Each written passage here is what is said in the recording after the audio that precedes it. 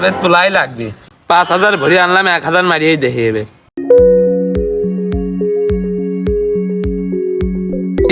জিতলাম এবার 2,000।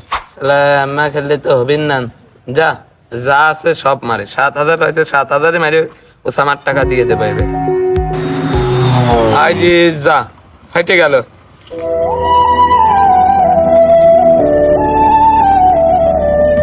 আরে যা ওসামার কাছ থেকে টাকা হাওলাত নিলাম, পরে গেল আমাদের রমজানের কাছ পর্যন্ত টাকা নেই।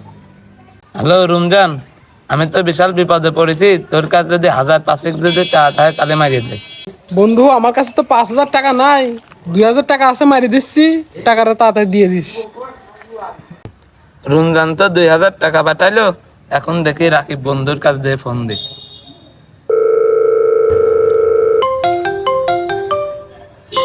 হ্যালো বন্ধু, আমার 5-6 হাজার টাকা দিলে বিশাল উপকার হইতো।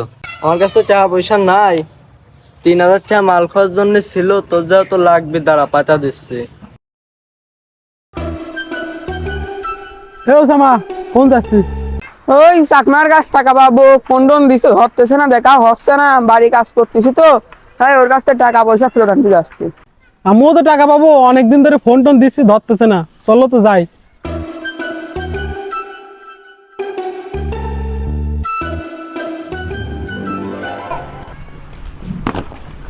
ওট ওট ওট ওট ওট। কিরে কোন যাচ্ছিস তুই? ওই চাকমার কাছ টাকা পাবো, টাকা দিছিলাম, শালার মাল খাওয়ার টাকা দেয় না আমার।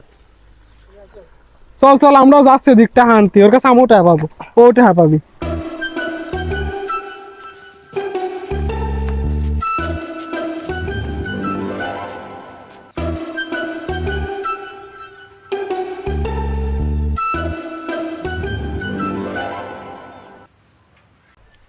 এ কাকা,